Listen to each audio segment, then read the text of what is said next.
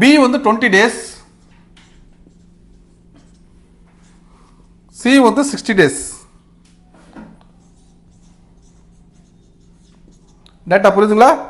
ஏ வந்து 30 டேஸ், ஏ மட்டும் கூப்பிட்டு இந்த வேலையை முடிப்பா அப்படின்னு சொன்னால் அவர் 30 நாள் எடுத்துக்குவார். பியை மட்டும் கூப்பிட்டு இந்த வேலையை முடிப்போன்னா 20 டேஸ் எடுத்துக்குவார். சி மட்டும் கொடுத்து இந்த வேலையை முடிப்போன்னா 60 நாள் எடுத்துக்குவார். இது டேட்டா. அப்போ கொஸ்டின் என்ன கேட்குறான்? ஏ பி சி 3 பேரும் ஒன்றா சேர்ந்தா எத்தனை நாட்களை முடிக்கலாம்? ஏ பி சி 3 பேரும் ஒன்றா சேர்ந்தா எத்தனை நாட்களை முடிக்கலாம்? இதே தான் நீங்கள் என்ன பண்ணணும்?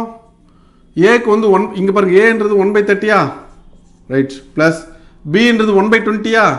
Very good. நெக்ஸ்ட்டு சின்றது 60னா 1/60.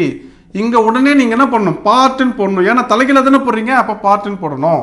எதனுடைய தலைகீழ் இது? டேஸினுடைய தலைகீழ் பார்ட்டு, பார்ட்டினுடைய தலைகீழ் டேஸு. ஸோ நீங்கள் இதுக்கு எல்சிஎம் வந்து ஈஸியாக எடுத்துடலாம். 60 தான். எல்சிஎம் 60 தான். இப்போ 30 60 ஆச்சுன்னா எத்தனை நாள் பெருக்கிறாங்க? 2ஆல். சரி, 20 60 எத்தனை நாள் பெருக்கிறாங்க? 3ஆல். 60 என்ன இருக்குன்னா அப்படி தான் போடணும் 1.